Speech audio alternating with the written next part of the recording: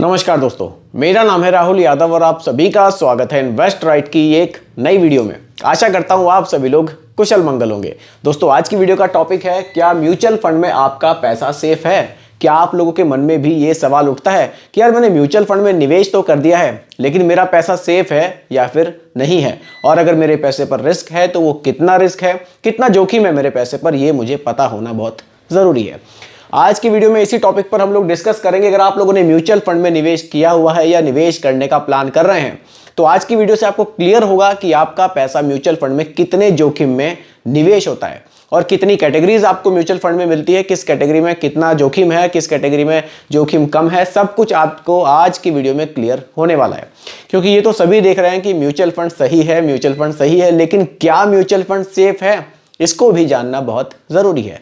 तो वीडियो है आपके लिए बहुत ही ज़्यादा इंफॉर्मेटिव, बहुत ही ध्यान से देखिएगा और समझिएगा। आइए स्टार्ट करते हैं। और वीडियो के एंड में एक कमेंट भी मैंने रखा है, उस कमेंट पर डिस्कस करेंगे। कमेंट बहुत ही बढ़िया है, उसको भी देखकर आप ज़रूर जाइएगा। चलिए शुरू करते हैं। देखिए, थोड़ा सा कुछ पॉइंट्स हैं, इंपॉर्टेंट पॉइंट्स हैं, इनको जानना ज़रूरी है, इन पर हम लोग डिस्कस करते हैं। म्यूचुअल फंड कितने प्रकार के होते हैं? देखिए, इक्विटी फंड्स होते हैं। इक्विटी फंड्स वो होते हैं जो हमारे पैसे को स्टॉक मार्केट में निवेश करते हैं। अब देखिए, पैसा जो हम म्यूचुअल फंड में निवेश कर रहे हैं, इक्विटी म्यूचुअल फंड्स हम खरीद रहे हैं, इनमें पैसा निवेश कर रहे हैं, तो यहाँ हमारे पैसे का जो इस्तेमाल होगा वो स्टॉक मार्केट में होगा। स्टॉक मार्केट में शेयर्स हमारे पैसे से खरीदे जाएंगे, स्टॉक्स खरीदे जाएंगे, वहाँ हमारा पैसा निवेश होगा। ये इस तरह से काम करते हैं। डेट फंड्स भी आते हैं। डेट फंड्स में क्या होगा, हमारे पैसे का इस्तेमाल कहाँ होगा? ट्रेजरी बिल के लिए होगा, कॉर्पोरेट बॉन्ड्स के लिए होगा, गवर्नमेंट सिक्योरिटीज में इस पैसे का इस्तेमाल किया जाएगा। अब यही इन दोनों में आपको क्लियर हो जाएगा कि अगर मैं इक्विटी म्यूचुअल फंड्स में निवेश करता हूं, मेरा पैसा स्टॉक मार्केट में जा रहा है, तो यहां मेरे पैसे पर ज्यादा रिस्क है। अगर मैं डेट फंड्स में निवेश करता हूं, तो मेरे पैसे का इस्तेमाल गवर्नमेंट सिक्योरिटीज में हो रहा है, तो यानी कि यहां मेरे पैसे पर रिस्क कम है। तो ये दो चीजें तो आपको भी यही क्लियर हो जाएंगी। और अभी बहुत सारे ऐसे पॉइंट्स हैं जो आपके लिए बहुत ज्यादा इंपॉर्टेंट है, इनको जानना आपके लिए बहुत जरूरी है। बने रहिएगा वीडियो में। देखिए, कुछ balance advantage fund, hybrid funds भी आते हैं। अब ये फंड्स क्या होते हैं? देखिए, ये हाइब्रिड फंड्स क्या है, ये एक कॉम्बिनेशन है। यहां आपका पैसा इक्विटी में भी निवेश किया जाएगा, यानी कि स्टॉक मार्केट में, और डेट में भी निवेश किया जाएगा, यानी कि गवर्नमेंट सिक्योरिटीज में। अब देखिए, अब यहां तीन पॉइंट्स हो गए। पहला पॉइंट, आप प्योर इक्विटी फंड में निवेश कर रहे हैं कि आपका पूरा पैसा ही स्टॉक मार्केट में जा रहा है। एक ऐसा हो गया। डेट म्यूचुअल फंड्स हो गए कि आपका पैसा सिर्फ गवर्नमेंट सिक्योरिटीज में जा रहा है। एक हाइब्रिड फंड्स हो गए। ये कैसे हैं? ये आपके पैसे को इक्विटी में भी निवेश करेंगे और साथ ही साथ गवर्नमेंट सिक्योरिटीज में भी करेंगे। तो तीन ये मेन कैटेगरी हैं। इसके हिसाब से आप समझ सकते हैं कि मेरा पैसा कौन सी कैटेगरी में निवेश है, तो मेरे पैसे पर कितना रिस्क है। ठीक है, आगे समझिए। कुछ सॉल्यूशन ओरिएंटेड फंड्स भी आते हैं। अब ये किस तरह के म्यूचुअल फंड्स होते हैं? ये ऐसे होते हैं, ये एक आप क्या करते हैं, अपना कोई टारगेट सेट करते हैं, उस टारगेट के लिए ये फंड्स बनाए गए हैं। जैसे कि आपने रिटायरमेंट फंड ले लिया, आपने बच्चों के लिए कोई फंड ले लिया, तो ये स्पेशली इस तरह के फंड्स होते हैं जिनमें आप निवेश कर सकते हैं।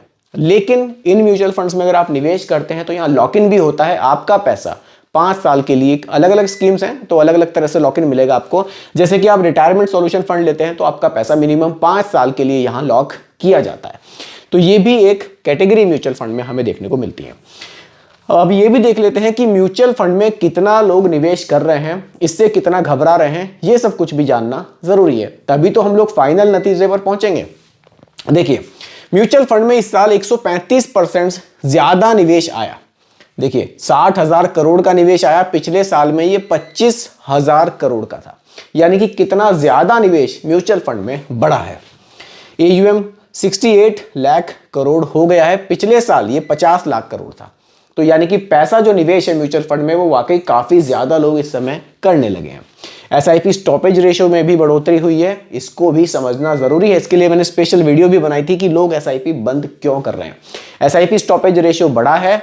SIP स्टॉपेज रेशियो होता है कि कितने लोगों ने SIP स्टार्ट करी और कितने लोगों ने SIP बंद करी, वहां से हम SIP स्टॉपेज रेशियो निकालते हैं। मान लीजिए 100 SIP नई स्टार्ट हुई, लेकिन उनमें से 60 SIP बंद हो गई, तो SIP स्टॉपेज रेशियो 60% होगा। तो SIP स्टॉपेज रेशियो में बढ़ोतरी हुई थी क्योंकि नए इन्वेस्टर बहुत सारे आए थे। मैंने उस वीडियो में वैसे क्लियरली बताया, आप उसको देखिएगा और समझिएगा, जिन लोगों ने SIP को बंद किया था। SIP को बंद करना ये अगर जल्दबाजी में आप एसआईपी को बंद कर रहे हैं तो ऐसा है कि आपका जो टारगेट था वो कंप्लीट हुआ है, आपने एसआईपी बंद करी, अपने पैसे का यूज़ किया, वो एक अलग चीज़ है। लेकिन ये चीज़ सोचकर कि एसआईपी स्टार्ट की थी, 6 महीने 8 महीने एसआईपी को चलाया और रिटर्न्स नहीं मिले तब मैंने एसआईपी बंद करी, तो ये आपके लिए एक गलत डिसीजन हो सकता है। इसलिए कुछ नए इन्वेस्टर्स थे जिन्होंने एसआईपी स्टार्ट करी थी लेकिन रिटर्न्स ना देखकर उन्होंने एसआईपी बंद करी थी, तो ये उन लोगों के लिए बहुत एक अच्छी चीज़ नहीं थी, उनको एसआईपी कंटिन्यू करनी चाहिए थी।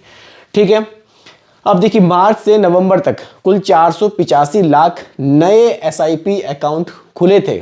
मार्च से लेकर नवंबर तक ही कितने ज़्यादा 485 लाख नए एसआईपी स्टार्ट भी हुई थी। तो पैसा तो लोग म्यूचुअल फंड में वाकई बहुत निवेश कर रहे हैं, लेकिन इन चीज़ों को समझना ज़रूरी है कि जैसे मैंने आपको बताया कि आज का टॉपिक भी हमारा वही है कि क्या मेरा पैसा म्यूचुअल फंड में सेफ है। इस चीज़ को समझना ज़रूरी है कि मैंने एसआईपी तो स्टार्ट कर दी, लेकिन मैंने कौन सी कैटेगरी में स्टार्ट करी है, मैंने इक्विटी में करी है, मैंने डेट में करी है, या मैंने हाइब्रिड फंड्स में करी है। इन चीज़ों को समझेंगे तभी क्लियर होगा कि मेरे पैसे पर आखिर जोखिम है कितना। क्योंकि मैंने आपको बताया अगर इक्विटी फंड्स हैं तो पूरा पैसा स्टॉक मार्केट में है, डेट फंड्स हैं तो पूरा पैसा गवर्नमेंट सिक्योरिटीज में, इस तरह के फंड्स हैं। इसी तरह से इन पे आपको रिटर्न्स में भी डिफरेंस देखने को मिलेगा। अब देखिए 2024 में कहाँ हमें कितना रिटर्न्स मिला था। आरडी में निवेश था तो 6 से 7% था, स्मॉल कैप में 19% था, मिड कैप में 28%, इंडेक्स में 10%, कॉन्ट्रा में 24%, ईएलएसएस में 21% के रिटर्न्स म्यूचुअल फंड ने बनाकर दिए थे। मल्टी कैप में 21, सेक्टरल थीमेटिक में 19, फोकस में 19, वैल्यू फंड में 17, लार्ज एंड मिड कैप में भी 17%। तो ये रिटर्न्स थे जो म्यूचुअल फंड ने 2024 में डिलीवर किए थे। आरडी के रिटर्न से अगर आप कंपेयर करेंगे तो आप कर ही नहीं पाएंगे कंपेयर, बहुत ज़्यादा डिफरेंस आपको देखने को मिलेगा। तो म्यूचुअल फंड में रिटर्न्स तो वाकई पिछले साल में हमने देखे हैं, बहुत ही शानदार हमें देखने को मिले हैं, जबकि स्टॉक मार्केट में हमने देखा था पिछले साल कि काफ़ी गिरावट भी हमें देखने को मिली थी। उसके बावजूद भी जो रिटर्न्स हैं वो बहुत शानदार देखने को मिले हैं। अब ये रिटर्न्स किसको शानदार देखने को मिले हैं? अब ऐसा तो नहीं है जिसने 2024 में स्टार्ट किया तुरंत ही इतने ज़्यादा रिटर्न्स मिल गए। अगर आपको ऐसे रिटर्न्स फ्यूचर में बनाने हैं अपने पोर्टफोलियो में तो आपको लंबे समय तक मार्केट में टिकना होगा। ऐसा नहीं होना चाहिए कि मार्केट में कुछ गिरावट आई, अपने एसआईपी को सीधा बंद कर दिया। एसआईपी को आपको लंबे समय तक चलाना होगा। जो मार्केट का उतार चढ़ाव चलता रहेगा उसकी एक एवरेजिंग का बेनिफिट आपको एसआईपी से मिलेगा। तो लंबे समय तक अगर आप एसआईपी को चलाएंगे तो आप इस तरह के जो रिटर्न्स आज आप देख रहे हैं ये भी बना सकते हैं, इससे ज़्यादा भी रिटर्न्स आपको मिल सकते हैं।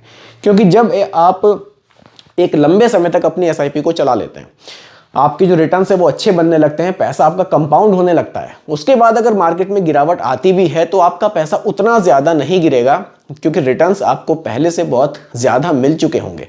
इस चीज़ को आप तभी समझेंगे जब आप एसआईपी में लंबे समय तक बने रहेंगे। अगर आप 6 महीने 8 महीने चलाकर ही एसआईपी को बंद कर देंगे तो बिल्कुल एसआईपी आपके लिए नहीं है। आपको एसआईपी में निवेश नहीं करना चाहिए। एसआईपी उन्हीं लोगों के लिए बढ़िया है जो लंबे समय तक इसको चलाते हैं। अब देखिए कैसे हो सकता है म्यूचुअल फंड में नुकसान। और जैसे टॉपिक हमारा यही है, पैसा हमारा सेफ है या नहीं, तो इसमें नुकसान होने के चांसेस कैसे बन सकते हैं, कुछ पॉइंट्स मैंने यहां भी आपके लिए लिखे हैं। देखिए म्यूचुअल फंड का पैसा है स्टॉक मार्केट में निवेश किया जाता है, इसलिए पैसे पर तो आपके रिस्क रहेगा, लेकिन रिस्क कब तक रहेगा? जब आप शॉर्ट टर्म के लिए निवेश करेंगे। अगर आप लॉन्ग टर्म के लिए निवेश करेंगे तो जो आपका पैसा है उसका रिस्क आपका घटता चला जाएगा। कारण यह है कि हमने देखा है कि लंबे समय में स्टॉक मार्केट हमें बढ़ता हुआ ही दिखाई दिया है। हाँ, शॉर्ट टर्म में कभी मार्केट बढ़ता है कभी घटता है, ये सब चलता है, इसलिए वहां रिस्क है पैसे पर। लेकिन लंबे समय में रिस्क आपका घट जाएगा, रिटर्न्स आपको ज्यादा मिलने लगेंगे। तो जब भी निवेश करना है लंबे समय के लिए करना है।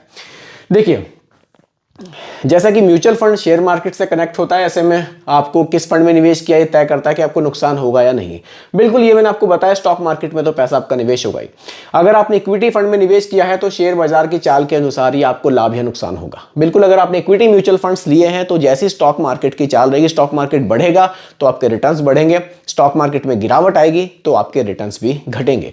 इस पॉइंट को समझना जरूरी है, क्योंकि कुछ लोग कहते हैं कि नहीं कैसे भी हो म्यूचुअल फंड में रिटर्न्स बनने चाहिए। देखिए बनेंगे कहां से? बनेंगे तो स्टॉक मार्केट से ही, क्योंकि स्टॉक मार्केट से ही ये कनेक्टेड है।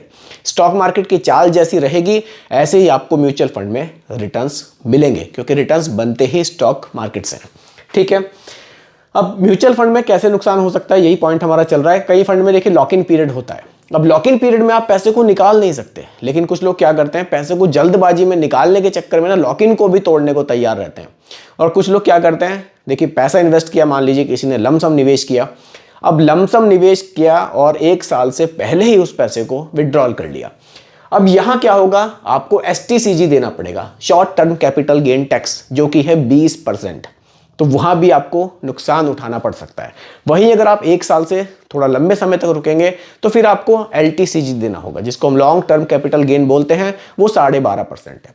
यानी कि कुछ टाइम के दौरान ही आप अपना नुकसान भी कर सकते हैं अगर आप जल्दबाजी करते हैं म्यूचुअल फंड से पैसा निकालने की। इन चीज़ों को अगर आप ध्यान में रखेंगे तो म्यूचुअल फंड से आप बढ़िया पैसा बना सकते हैं लॉन्ग टर्म में। लेकिन कुछ पॉइंट्स हैं इस तरह के, इनको हमें ज़रूर ध्यान में रखना चाहिए। देखिए क्या गलतियां हैं जो हमें नहीं करनी है। लक्ष्य निर्धारित किए बिना निवेश करना। अब कोई टारगेट ही नहीं रखा है, निवेश स्टार्ट कर दिया है, कुछ भी पैसे की हल्की फुल्की ज़रूरत होगी तो हम पैसा निकाल लेंगे, लेकिन अगर हमारा गोल सेट होगा तो हम उतना जल्दी पैसे को नहीं निकालेंगे, हम पैसे को इन्वेस्ट करते रहेंगे जब तक हम उस टारगेट तक अपने नहीं पहुँचते।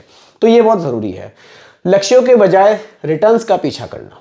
अब लोग क्या करते हैं, जिस म्यूचुअल फंड के रिटर्न्स देखे आज बहुत अच्छे आ रहे हैं, उसके बारे में ज़्यादा रिसर्च नहीं करेंगे, सीधा उसमें निवेश कर देंगे। ये बहुत रिस्की हो जाता है। कई बार आप अपने पहले टारगेट बनाइए कि मुझे किस टारगेट के लिए निवेश करना है। अगर आपका टारगेट 15 साल बाद का है तो उसी के हिसाब से आपका पोर्टफोलियो बनाया जाएगा। उसमें स्मॉल कैप को थोड़ा सा ज़्यादा रखा जाएगा, लार्ज कैप को थोड़ा सा कम रखा जाएगा।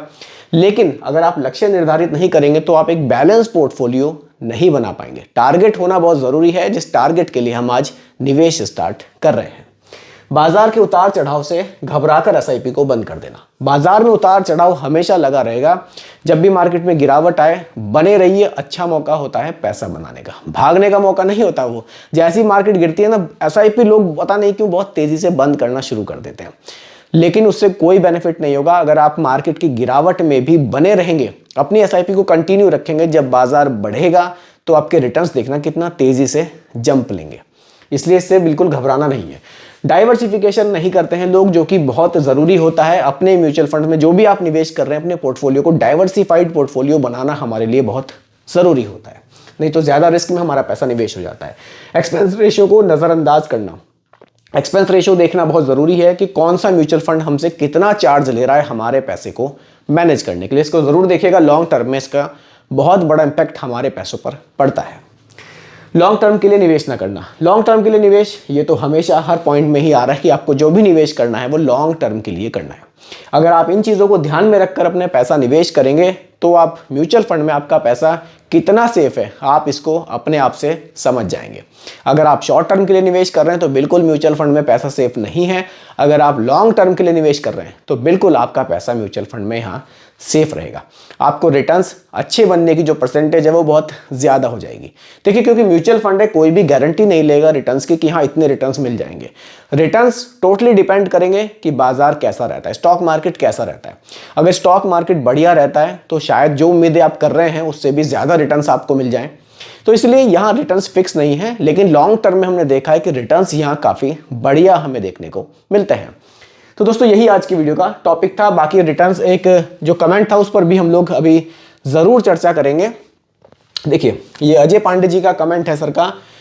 इनका कहना है कि रोज़ मेरी वीडियो देखते हैं सर, इसके लिए धन्यवाद। मोतीलाल ओसवाल के मिड कैप फंड में इन्वेस्ट कर रहे हैं, क्या हम इसी फंड के स्मॉल कैप फंड और लार्ज कैप फंड तीनों में निवेश कर सकते हैं?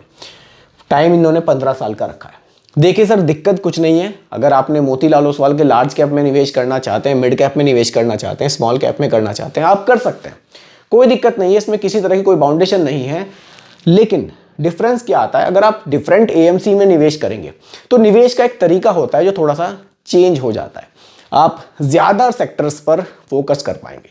देखिए, जैसे मोतीलाल ओसवाल है, फंड्स इनके अच्छे हैं। अगर आपने इनका मिड कैप लिया हुआ है तो आप कोशिश कीजिए स्मॉल कैप आप निपॉन का ले लीजिए, क्वांट का ले लीजिए, थोड़ा सा चेंज कर लीजिए।